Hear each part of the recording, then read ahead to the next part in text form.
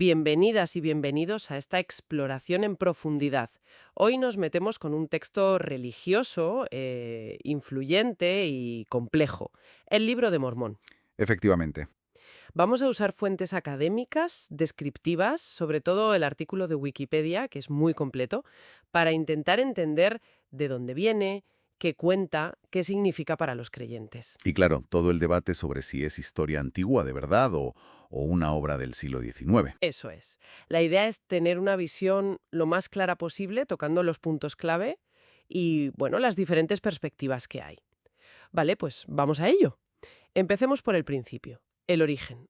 ¿De dónde sale este libro, según la tradición? Pues la historia oficial, la que cuenta la Iglesia, arranca con Joseph Smith, un chico de granja en Nueva York. Ujú. Él contó que, allá por 1823, se le apareció un ángel, Moroni, y este ángel le dijo dónde estaban enterradas unas planchas de oro. Planchas de oro. Sí, con unos caracteres desconocidos grabados. Supuestamente contaban la historia de gente que vivió en América hace siglos, que vinieron de Jerusalén, 600 años antes de Cristo más o menos. Vaya. Pero no pudo cogerlas hasta 1827, y con la misión de traducirlas, claro. Vale. Y esa traducción, por lo que he leído, fue bastante rápida, ¿no? Sorprendentemente rápida, sí, según los relatos.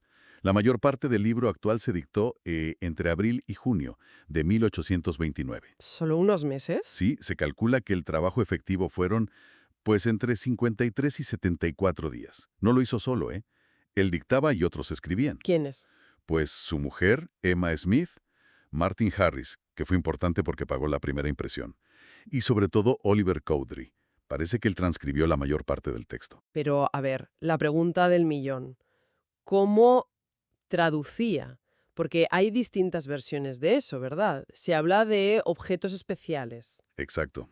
Ahí hay un poco de lío, o bueno, diferentes descripciones. Al principio se hablaba del Urim y Tumim. ¿El qué? Urim y Tumim, como unas gafas especiales con unas piedras que venían con las planchas para interpretar. Ah, vale. Pero luego otros testimonios, como el de su mujer Emma o el de David Whitmer, hablan más de que usaba una piedra vidente, una piedra que él ya tenía de antes. Una piedra. Sí, la metía en un sombrero para que no entrara luz y decía que así veía las palabras traducidas. Curioso.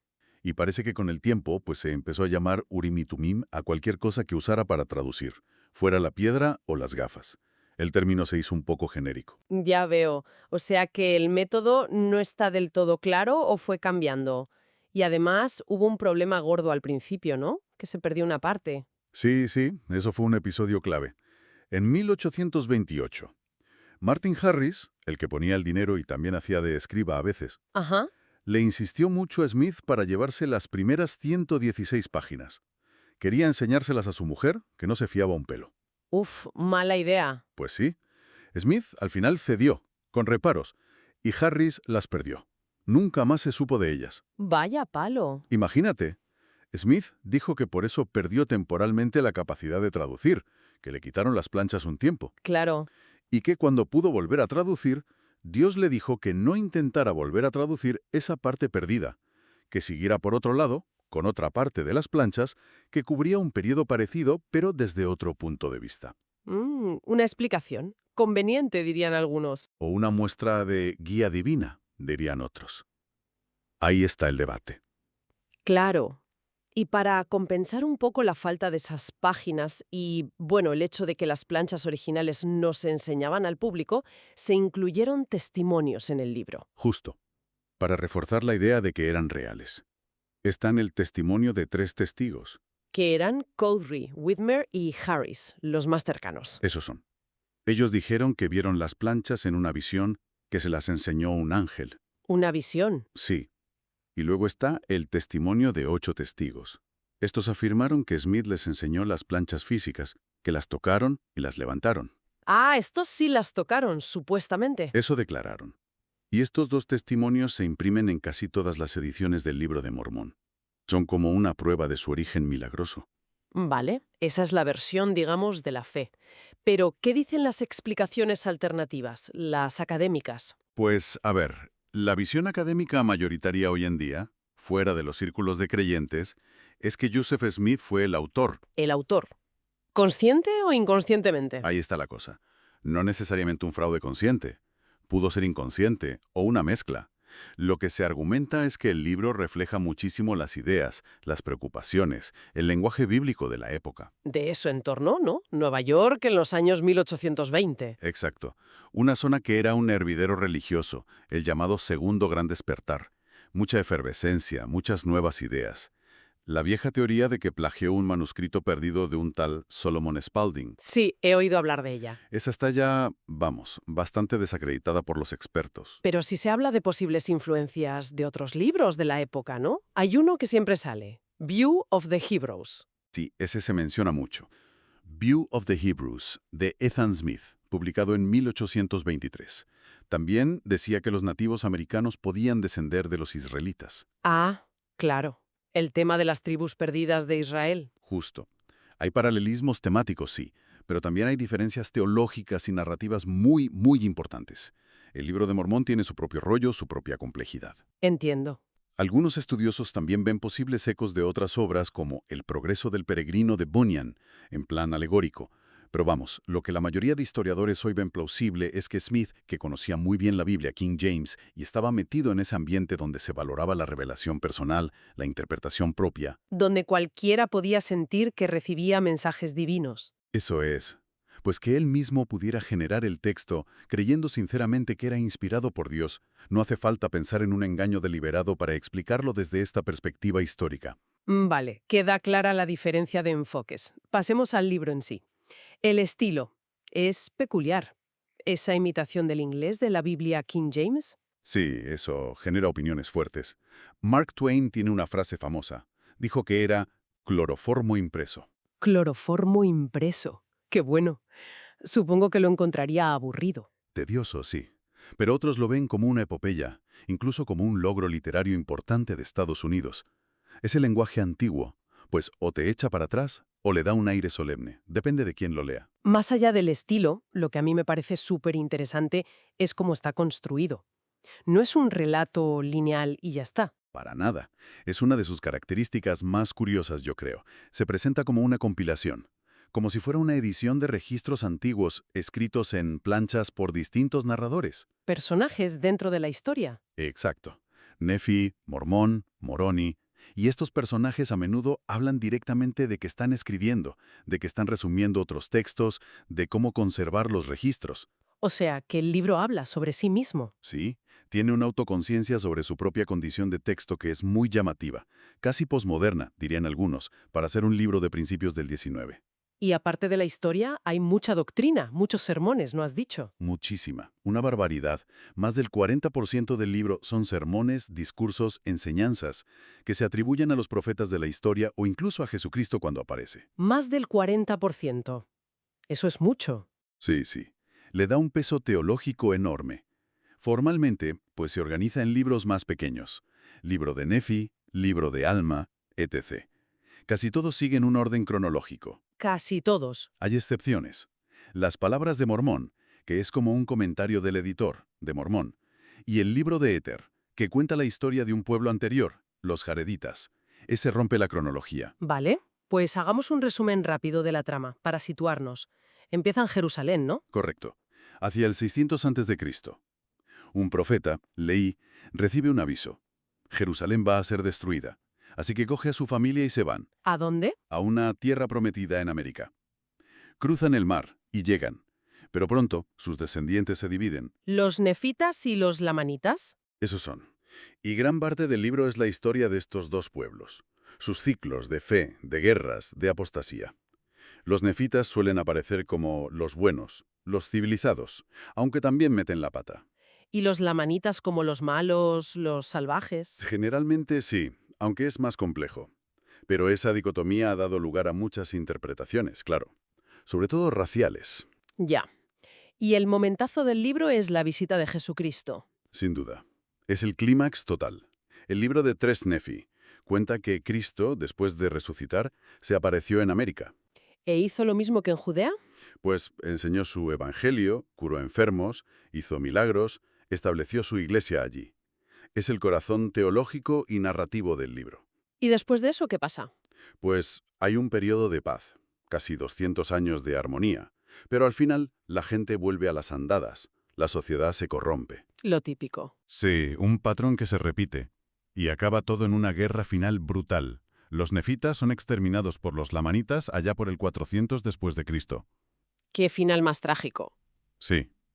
Y antes de ese final, meten el libro de Éter, que te decía antes. Cuenta la historia de los jareditas, otro grupo que llegó a América mucho antes, desde la Torre de Babel, Y les pasa lo mismo. prácticamente. También tienen su auge y su caída por conflictos internos. Refuerza esa idea cíclica de la historia que tiene el libro. Y al final del todo queda Moroni, el hijo de Mormón, el compilador principal, que es el último nefita. Exacto. Él termina el registro, escribe unas últimas palabras y entierra las planchas, las que luego encontraría Joseph Smith. Vale, trama más o menos clara. ¿Y las grandes ideas teológicas? La centralidad de Cristo ya le hemos dicho. Es que es la clave. Por eso el subtítulo. Otro testamento de Jesucristo. Los profetas del libro hablan de él siglos antes de que naciera. Son como cristianos antes de Cristo. Curioso concepto. ¿Sí?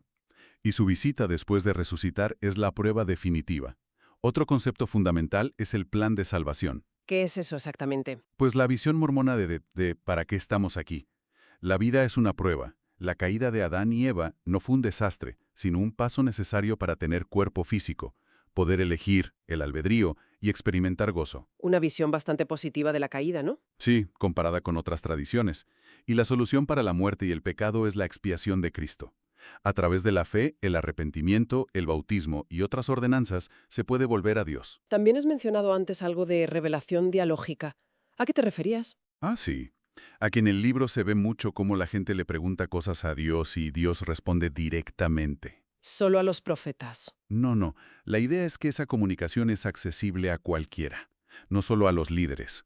Y las respuestas pueden ser sobre temas espirituales profundos o sobre cosas súper prácticas. ¿Cómo qué? Pues cómo construir un barco para cruzar el mar o qué táctica militar seguir en una batalla. Esa idea de revelación continua y personal es muy importante en el mormonismo. Entendido. Y luego está esa idea teológica que suena bastante particular, la de la inversión apocalíptica. ¿Puedes explicar eso? Sí, es un tema fuerte y muy distintivo del libro de Mormón. Profetiza que aunque los gentiles... Que se suelen interpretar como los europeos, los blancos. Exacto. Aunque ellos conquistarían América y oprimirían a los descendientes de los lamanitas, que se ven como los indígenas americanos, Ujú. llegaría un día en que esos descendientes aceptarían el evangelio restaurado. Florecerían como la rosa, dice, y serían ellos los que liderarían la construcción de la Nueva Jerusalén, la Sión, en América. ¡Ostras! ¿Y qué pasa con los gentiles? Pues tendrían la opción de arrepentirse y unirse a ellos, o serían destruidos.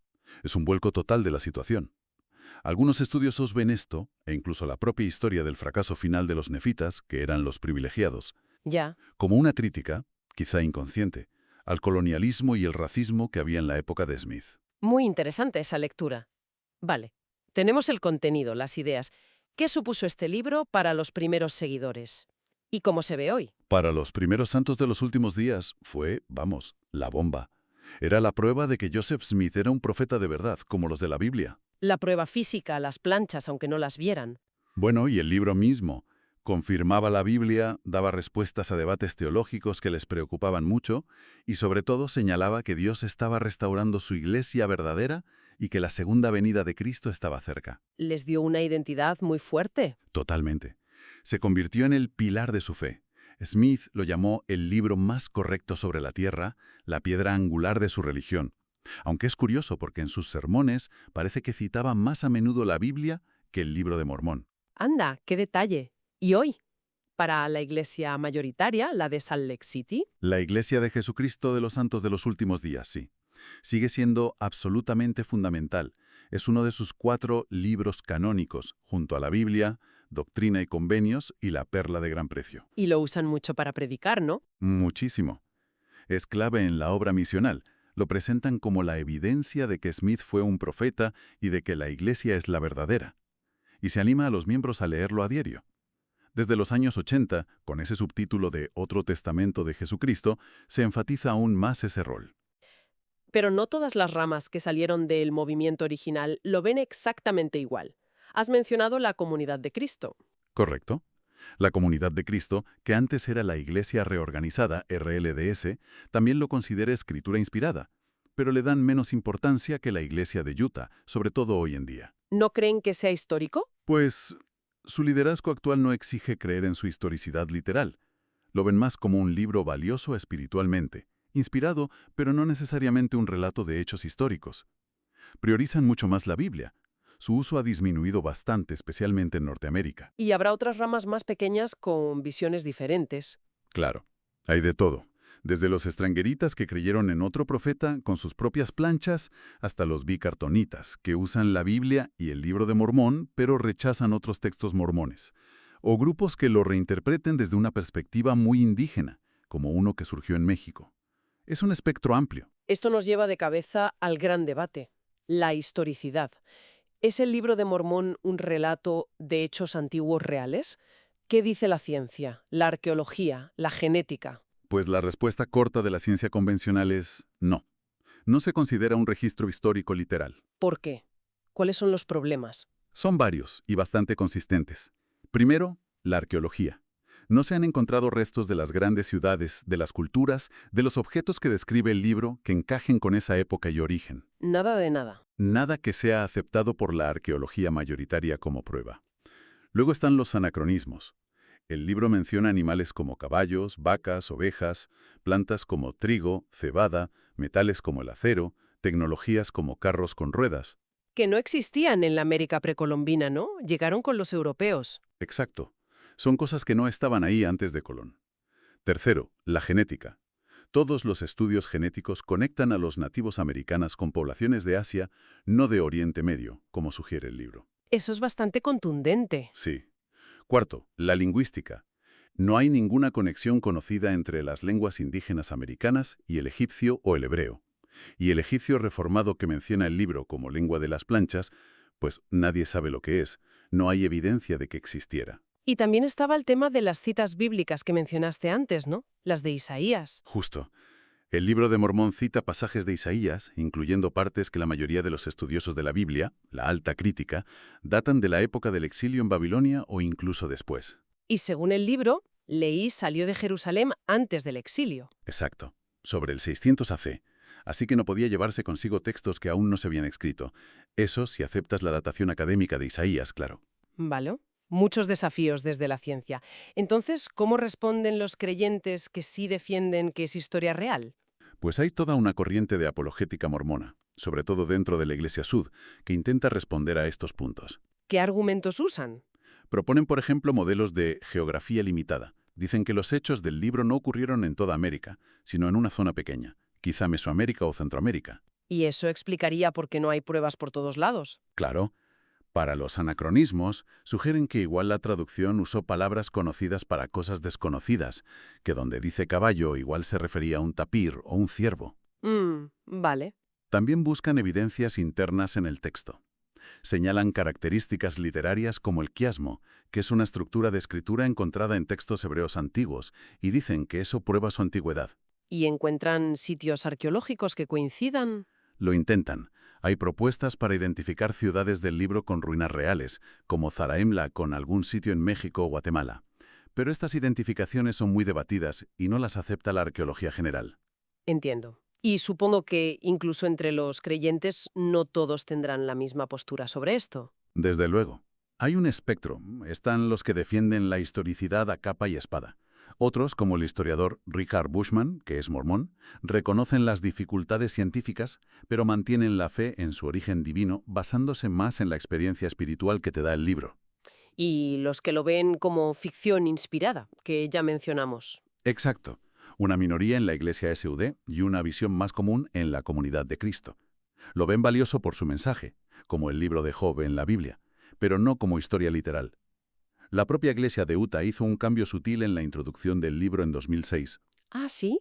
¿Qué cambiaron? Antes decía que los lamanitas eran los principales antepasados de los indios americanos. Ahora dice que están entre los antepasados. Ah, deja más margen. Exacto. Abre la puerta a que hubiera otras migraciones, otros pueblos, lo que encaja mejor con la genética, por ejemplo. Es interesante ver cómo la institución también se adapta o matiza. Y es útil recordar el contexto del siglo XIX en que nació todo esto.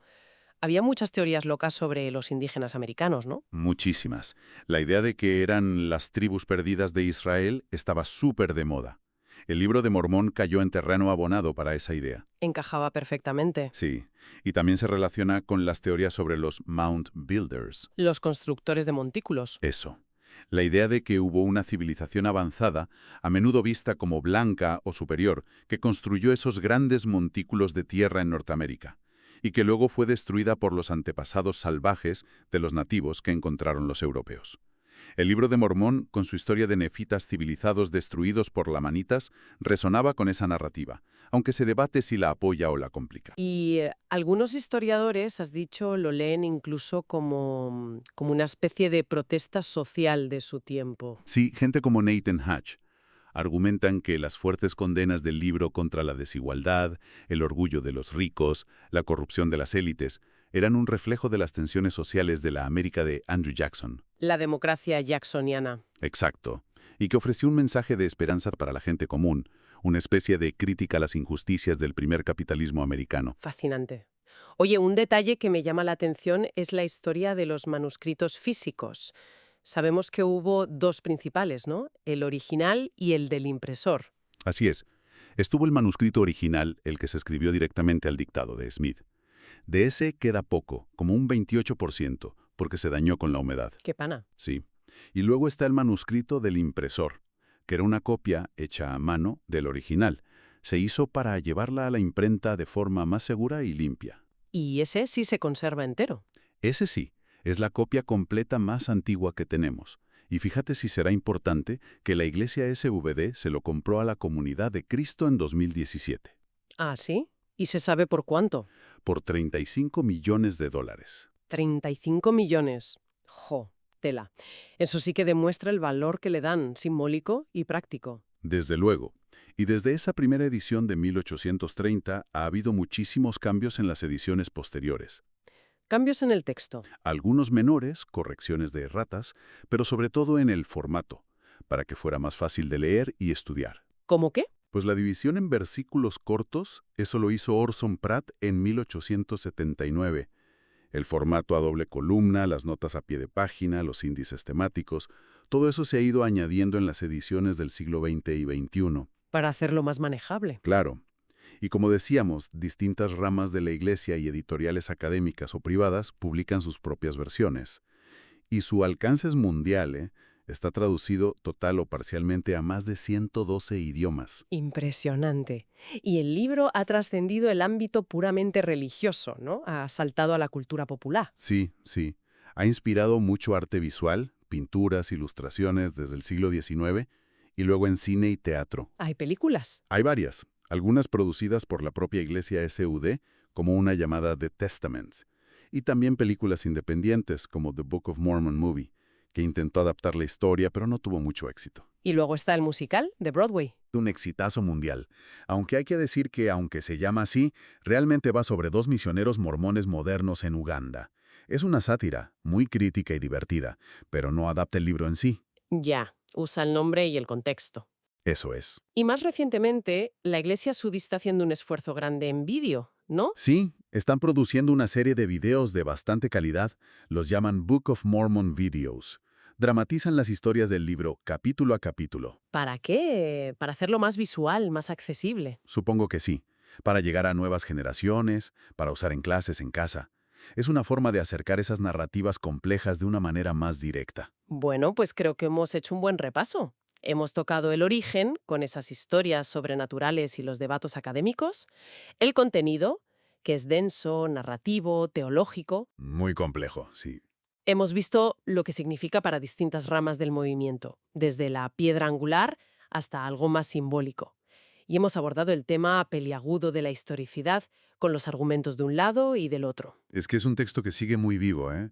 Genera fe, genera identidad para millones, pero también genera controversia académica, debate histórico, reflexión personal. Desde luego. Encapsula muchas tensiones que son muy actuales. La relación entre historia y fe, entre revelación divina y creación humana. ¿Cómo se construye la autoridad de un texto sagrado? Totalmente. Y nos deja ahí una pregunta flotando, ¿no? Más allá de si los hechos que cuenta pasaron literalmente o no, ¿cómo influye la propia naturaleza de un texto así? ¿A qué te refieres? Pues eso, que sea una compilación con distintas voces dentro, con una historia de transmisión complicada, con siglos de interpretaciones. ¿Cómo todo eso afecta a la manera en que una comunidad hoy en día lo considera sagrado o auténtico o verdadero? ¿Es una buena pregunta? Da para pensar, ¿verdad? Una reflexión que va más allá del libro de Mormón en sí y que quizás podemos dejar ahí para seguir dándole vueltas.